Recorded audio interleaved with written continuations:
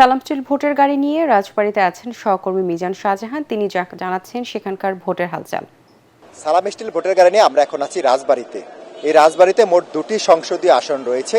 একটি রাজবাড়ী সদর ও গোয়ালন্দ নিয়ে গঠিত সংসদীয় আসন রাজবাড়ী 1, অপরটি হচ্ছে পাংশা, বালিয়াকান্দি ও কালুকান্দি নিয়ে গঠিত সংসদীয় আসন রাজবাড়ী 2।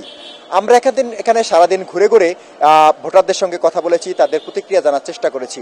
সাধারণ ভোটাররা বলছেন তারা এমন একজন প্রার্থীকে নির্বাচিত করতে চান যারা সত্যিকার অর্থে তাদের প্রতিনিধি হিসাবে সংসদে কথা বলবেন, এমনকি স্থানীয় সরকারের যে ভূমিকা রাখার সুযোগ রয়েছে সেখানে তারা সহায়তা করবেন বাট হস্তক্ষেপ করবেন না। ভূমিকম্প সহনীয় মোস্ট ডিউরেবল দেশের প্রথম থার্মেক্স রড সালাম স্টিল। সালাম স্টিল বোঝে ডিউরেবিলিটি। সালাম স্টিল মোস্ট ডিউরেবল স্টিল। সেরকম একজন সংসদ সদস্য নির্বাচনের জন্যই তারা অপেক্ষার প্রহর গুনছেন।